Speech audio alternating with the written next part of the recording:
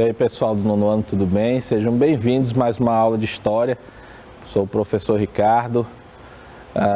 Hoje vamos continuar falando sobre ditadura militar no Brasil, tá bom?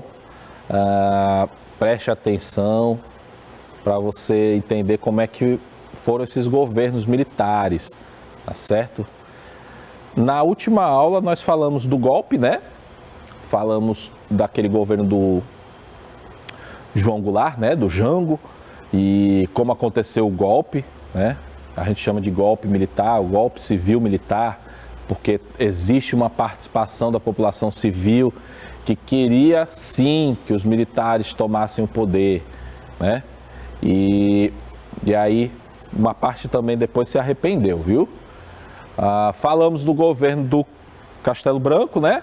Do Costa e Silva, e hoje nós vamos continuar falando desses governos militares. Vamos tratar mais do governo do Médici, né? General Médici e o General Geisel, tá? Então vamos lá para a segunda parte da nossa aula.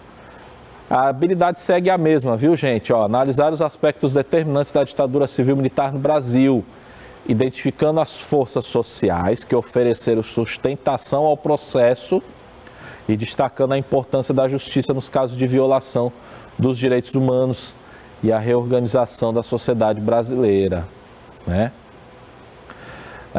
Essa justiça aí quase não fez nada pelos direitos humanos nesse período. Mas vamos lá, o governo Médici durou de 1969 até 1974, né?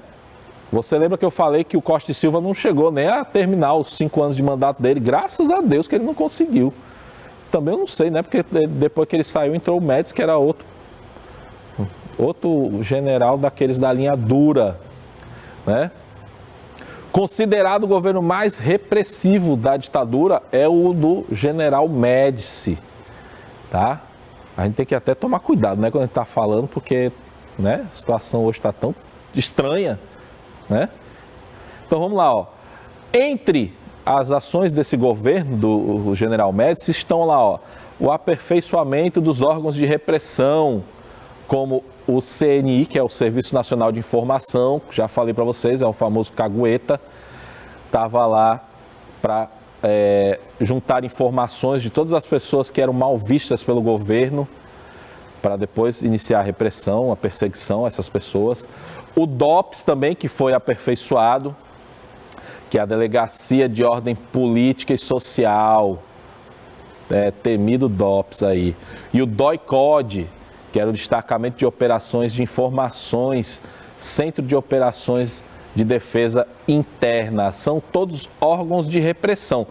Quando se juntava as informações necessárias que o governo desejava para punir aqueles que eram considerados subversivos, né? Eles chamavam de subversivo. Qualquer pessoa que não concordasse com o governo publicamente era subversivo, né? E aí eles levavam aí para esses DOPS, né? Ou para o DOI-CODES e dava o ensinamento lá para eles na base da pancada. Vamos lá, já que nós estamos falando sobre repressão e um dos governos mais repressivos, você precisa entender o que é a tortura durante a ditadura militar, tá bom? Todo cidadão considerado subversivo era detido pelo governo, torturado, morto, sem que a família tivesse conhecimento. Muitos desapareceram e não tiveram nem a família não teve o menor conhecimento nem de onde foram enterrados os corpos. Muitas vezes estou inventando não, viu? Muitas vezes esses corpos, depois de torturados, né? Essas pessoas eram torturadas lá pelo governo militar, muitas vezes eles depois pegavam, colocavam dentro de um helicóptero, sobrevoavam ali a Baía de Guanabara, né? No Rio de Janeiro, e jogavam o corpo lá para os tubarão comer, né? E a família nunca quer saber onde foi, né? Tem um caso muito conhecido, esse que também virou filme, dos muitos filmes, né? Que é o do filho da estilista Zuzu Angel. Virou filme. Se você tiver curiosidade, procura lá para baixar ou no YouTube, ver os pedaços, né? Enfim, conheça a história ou leia sobre a história também. que o filho dela era torturado, né? Foi torturado, porque era considerado subversivo e foi assassinado pela ditadura militar. E a Zuzu Anjo era uma pessoa que era conhecida no mundo inteiro, tá bom? Mesmo assim eles fizeram isso sem o menor pudor. Depois fizeram até o julgamento, depois que já tinham até matado ele, considerado ele culpado. Mas o corpo, no fim, nunca apareceu. Depois a própria Zuzu Anjo também morreu em condições que foram muito obscuras, num acidente de carro, né? Enfim, isso era ditadura, gente. Os caras podiam fazer o que quisessem, né? O poder central, o executivo, podia fazer o que quisesse, nós já vimos isso. Então a violência, ela se expressava por variadas técnicas de tortura. As mais conhecidas eram o telefone, né? Que era até um carinho perto das outras, né? Dar aquele tapão assim nas orelhas, ó, pá! Isso aí é um carinho que eles faziam. O pau de arara, que é esse aí da imagem, ó, que ele amarrava o cara ali, ó, num pau, dessa forma mesmo, e aí torturava um cara, das mais variadas formas, né? O banho chinês, que era uma sessão de afogamento, né? Que fazia pro cara, tudo isso aí era para quê? Para obter informação, né? Quando eles precisavam obter alguma informação, eles faziam essa sessão de tortura, né? Aplicada tanto a homens como mulheres, viu, gente? Não tinha essa discriminação, não. Tanto homem como mulher eram torturados durante esse período. E muitos perderam a vida. Muitos e muitas perderam a vida. A guerrilha do Araguaia, que se desenrolou durante esse período também do governo do Médici, né? Então existiam aqueles grupos armados nas cidades, mas também tinha, por exemplo, essa guerrilha do Araguaia que aconteceu no campo, né? Lá eles se deslocaram para aquela região de Goiás, né? E dali foi adentrando os interiores aí do nosso país, né? Essa guerrilha é organizada pelo Partido Comunista do Brasil, né? O PCdoB mandou várias lideranças, né? Para ir para os interiores, tentar cooptar militantes, né? Para essa guerrilha. Então, olha lá, desde 1967, os militares atuaram no interior e eram combatidos. Esses militantes atuavam no interior e eram combatidos pelas Forças Armadas, desde 1967, tá? Esses grupos armados clandestinos, eles foram praticamente dizimados pela repressão, tá bom? A própria guerrilha do Araguaia, aí você vê que são vários desaparecidos políticos, nunca apareceu o corpus dessas pessoas, tá? Que faziam parte, inclusive, lá do PCdoB, Partido Comunista do Brasil, tá? Todas elas, durante esse período aí do governo do Médici, todas elas foram derrotadas. Então, ficou mais fácil para o governo conseguir impor seu modo de vida, seu modo de vida não, seu modo de pensar, né? Era mais fácil, a partir que o momento que essa repressão ela chegou a ficar tão forte mesmo, e esses grupos armados que ainda buscavam, né, tentar resistir, e eles acabaram sendo violentamente reprimidos, então o governo acabou, depois disso aí, tendo uma certa tranquilidade para impor, né, o que eles gostariam que fosse o Brasil. E aí um dos fatores é esse, da questão do milagre econômico, que é esse período que o governo brasileiro consegue abrir de fato o Brasil para o capital estrangeiro e sai pegando empréstimo de todo jeito, né? E a economia brasileira, ela cresce, né? Cresce bastante, mas tem um detalhe muito importante: ela cresceu demais, mas concentrou renda demais. Essa renda não foi distribuída, então ficou presa naqueles grupos mais ricos ou até a classe média, né? Então aí, por isso que foi esse milagre econômico que a gente fala tanto durante a ditadura militar, né? O programa político deles a ideia era combater a inflação, promover o crescimento da economia, tá bom? Mas aí o detalhe importante, não havia compromisso com a desigualdade social, tá? Não havia. Combater a inflação, para eles, qual era o mecanismo que eles utilizariam para combater a inflação? Congelar o salário, reduzir o salário do trabalhador. Se o salário do trabalhador reduzir, a inflação não cresce. Então, aqueles trabalhadores mais simples acabam perdendo seu poder de compra, né? Então, quando a gente fala muito em ditadura, ela beneficia demais uma classe, que é a chamada classe média, que aumenta o seu poder de consumo, né? E aí, por isso que quando você vê muitas manifestações dessa, né, a favor da ditadura militar, no tempo bom Era o tempo que os militares governavam. Pode ir atrás para ver quem é que está falando isso aí mesmo. Não, hoje eu sei que tem até algumas pessoas mais pobres que não tem nada, mas que diz, né? A ditadura era excelente, né? Mas geralmente as pessoas que dizem isso eram pessoas que estavam ligadas lá à classe média naquele tempo e que realmente achavam maravilhoso, porque não existia repressão para elas, né? Às vezes quando acontecia a repressão, acontecia como aconteceu com a Zuzu Ângelo. Era o filho que era estudante, que tinha contato com outros estudantes, né? E aí acabava, né, aceitando aquelas ideias mais radicais de esquerda e no final das contas acabava morrendo, né? Por defender esses ideais, né? Mas enfim, a classe média sempre defendeu porque ela sempre se deu muito bem com esses governos que aumentaram o poder de compra delas, tá?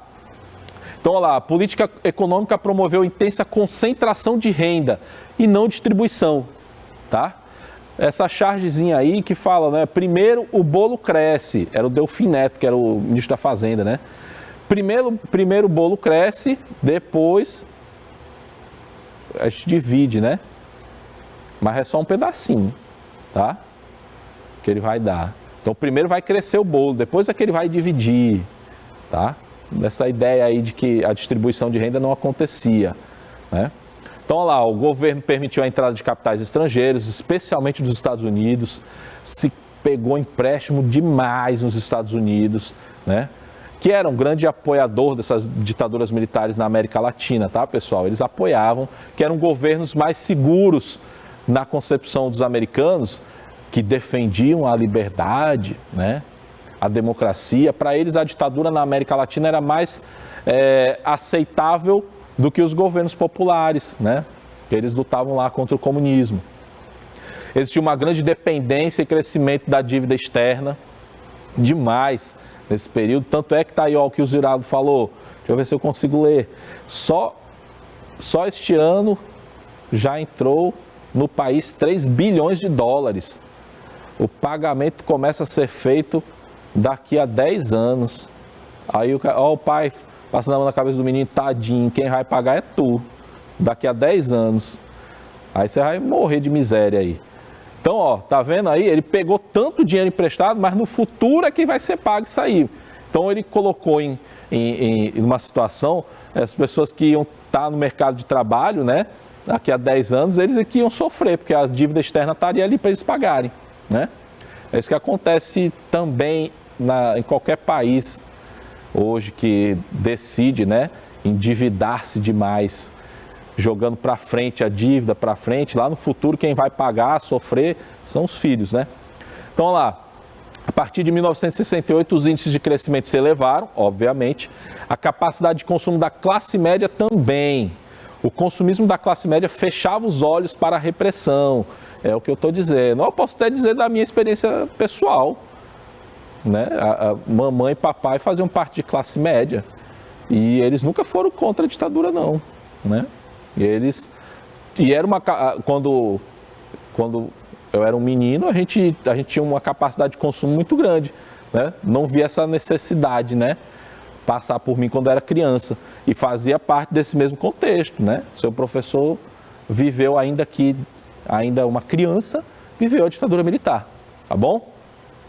Para a classe média não foi tão ruim assim não, né? Olha lá, os efeitos da propaganda de massa. Ainda falando, nós estamos falando do governo Médici, né? Onde isso aí tudo se intensifica. Os efeitos da propaganda de massa, né? A propaganda de massa era uma forma de legitimar o poder, né? E é sempre destacando essa ideia besta de patriotismo. O serviço de propaganda tinha o objetivo de despertar o patriotismo. Olha lá, Brasil, ame-o ou deixe-o. Ninguém segura este país, né? Então tinha essa ideia do patriotismo. Né?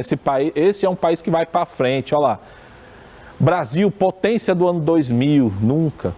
Brasil, ame-o ou deixe-o. Tá? Então tudo isso aí fazia parte da propaganda do governo, para que as pessoas aceitassem, né, o regime militar, né, e fechasse os olhos, como eu disse, fechasse os olhos para a repressão. Ok? A Copa do Mundo de 1970 aconteceu no México, também serviu demais para a propaganda, né, do governo militar do Brasil. 1970, em pleno governo Médici, essa seleção maravilhosa dos anos 70, que era comandada pelo Zagallo, se classificou para o Mundial, disputado lá no México. Só tinha fera nessa seleção aí, viu? Pelé, Jairzinho, Rivelino, o Gerson, rapaz, só tinha fera. O Garrincha, nas últimas aulas eu esqueci de comentar para vocês, a gente foi campeão mundial em 58, lá no governo do JK, né? E em 62 nós somos bicampeões mundiais, tá? Você que sabe que o Brasil tem 5 campeonatos mundiais, mas não sabe quando foi que o Brasil ganhou, porque você nunca viu o Brasil ser campeão mundial, né? Só viu o Brasil ganhar medalha de ouro, né? Que já é alguma coisa, óbvio, né? Mas você nunca viu o Brasil ser campeão mundial ainda, né? Quando será que vai vir? Enfim, em 62 ganhamos o Bi, ainda tinha Garrincha, tinha Pelé também. E aí em 1970, o Brasil ganhou o tricampeonato mundial. Quem ganhava o tricampeonato ficava com a taça. Você sabia disso aí? Olha lá, taça Gilles Rimet veio para o Brasil. Essa é nossa já. Mas já derreteram também, né? Pegaram ela, derreteram, aí roubaram, derreteram. Deve estar nos dentes aí de alguém. Então, essa taça Gilles Rimet ficou definitivamente no Brasil com essa Copa do Mundo conquistada. Nesse período é que o futebol brasileiro era associado ao futebol arte, por conta dos fantásticos, né, jogadores, das jogadas maravilhosas, só coisa linda. Assista isso aí, meu filho, para você saber quem é o Pelé, quem é o Rivelino. Esses caras não era fera pouca, não. Primeira vez uma Copa era transmitida ao vivo para quem era rico, na TV. Quem era pobre ficava no radinho, né? Como a maioria dos brasileiros só ouviram falar. Era uma coisa muito interessante, tem até um texto, né? O historiador agora, acho que é o Shevchenko, que fala que a maioria da população ficava só imaginando, né, como eram as jogadas, porque não tinha TV. Só quem era rico tinha TV. Então ele ficava imaginando as jogadas aqui, ouvindo pelo rádio, né? O que acontecia. Hoje está lá disponível, você pode acessar a hora que você quiser, todos os jogos. O Brasil não perdeu nenhum jogo. Era só, o mais difícil acho que foi contra a Inglaterra, que foi 1-0 somente na fase de classificação. Na final, o Brasil enfrentou a Itália, desceu-lhe um 4-1, né? Com show ainda, tá certo? Então a vitória da seleção era apresentada como uma vitória da ditadura militar. Bom? Fantástica essa seleção de 1970. Depois a gente só vai ter uma fantástica como essa aí em 1982 e 86, que injustamente não ganhou nenhum mundial, tá? Vamos ao governo do Geisel, outro general que era considerado mais brando, né? Não era da linha dura, mas também ainda existia a repressão, de 74 a 79. A década de 70 foi bastante repressiva na nossa história, né? E na história desses governos militares. Então, lá, a abertura política começa. O Geisel assume o governo prometendo que ia abrir o país à democracia, mas de forma lenta, gradativa e segura, tá bom? Então, olha lá, a propaganda começa já pela propaganda eleitoral gratuita no rádio, para as eleições parlamentares, rádio e televisão, né? Bem aí o governo militar já sofreu a primeira derrota, que essas eleições parlamentares, a vitória foi do MDB, que era o tal do partido de oposição, foi esmagadora, a Arena saiu humilhada nessas eleições, e aí o homem voltou para trás. Não, calma aí, também não é assim não. Estava já previsto, né, as eleições diretas para governo estadual, municipal, e aí ele, não, parou foi tudo, porque assustou. O que era para ser lento acabou sendo rápido demais, né? Olha o tal do caso do jornalista Vladimir Herzog, que era acusado, né, de estar, através do jornal, né, fazer essa campanha aí para não votar de jeito nenhum nesse partido da Arena. Aí foi chamado para dar esclarecimentos lá no quartel-general do 2º Exército em São Paulo. O jornalista foi chamado lá para depor, mas aí de repente ele apareceu lá, ó, suicidado. Apareceu suicidado. Suicidaram ele, né? O comando do 2º Exército declarou que ele se suicidou lá dentro da cela. Olha aí, ó, como ele se suicidou, tem até a imagem aí. Forte, desculpe, né? Mas é história, tá? A maioria dos cidadãos não acreditou nessa versão. Não dá, né, para acreditar que o cara se suicidou assim, né? No início de 1976, o operário também, Manuel Fiel Filho, foi torturado e morto, né? Fazia parte lá daquelas manifestações, né, sindicais, tal, foi morto também no quartel, mesmo quartel-general do Herzog.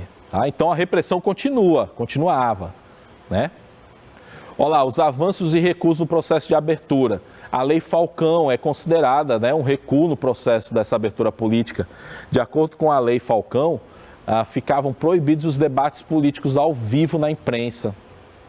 Então você não via seu candidato falando, não.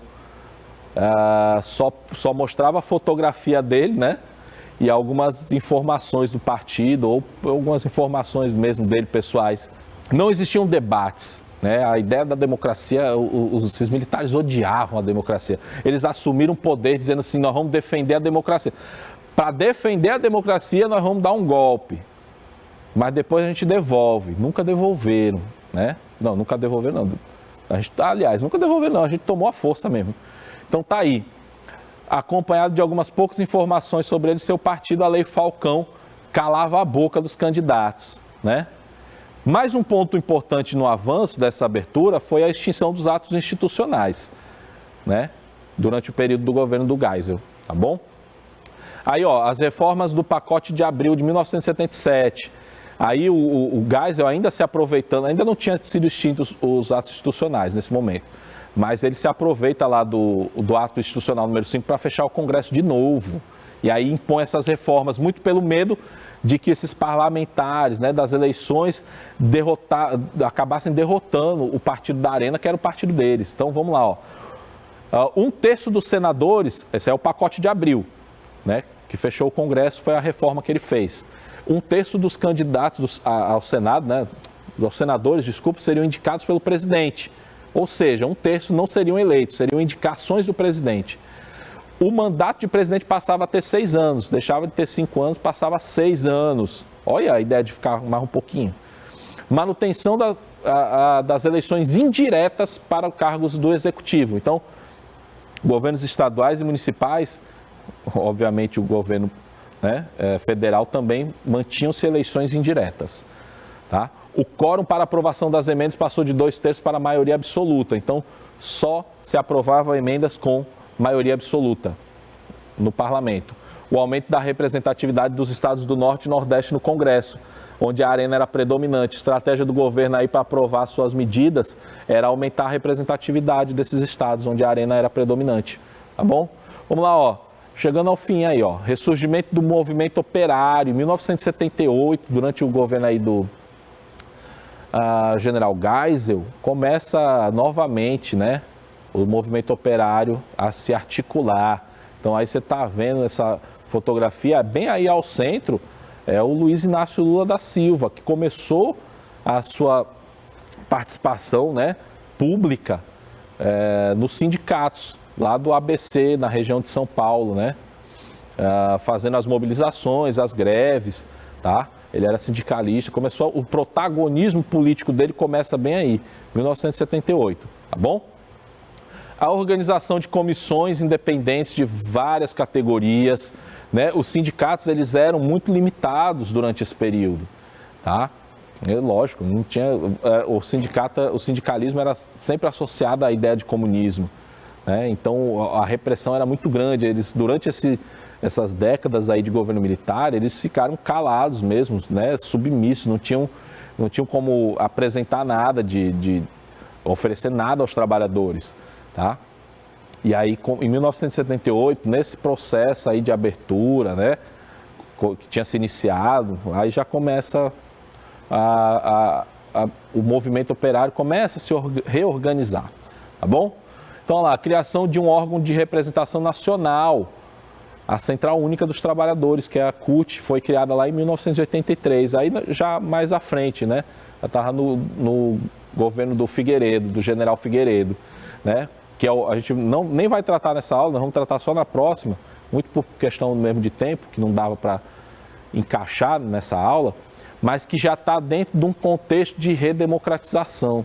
Então, ali do governo do Figueiredo, a gente, que já é década de 80 mesmo, cheia, aí a gente já tem como falar, a gente vai começar falando do Figueiredo, aí depois nós vamos falar das lutas pelas diretas, né? E das eleições que acontecem, né? Então, aí a gente já pega o período mesmo de redemocratização do Brasil, né? No nosso próximo encontro, tá bom? É isso aí, eu acho que acabou. Muito bem, olha lá, agora fiquem com Albert Einstein. Mais uma mensagem aí para vocês. O nacionalismo é uma doença infantil. Nacionalismo, vixe, esqueci de botar o L ali, perdão ao professor, o nacionalismo, viu? É uma doença infantil, é o sarampo da humanidade, tá? Por isso que eu tô falando da questão do patriotismo, viu? Isso aí é uma coisa infantil demais. Cuidado, viu, patriotas? Cuidado, isso é uma coisa muito infantil. Albert Einstein disse isso aí, eu concordo com ele, tá? Um grande abraço para vocês, fiquem com Deus e até a próxima.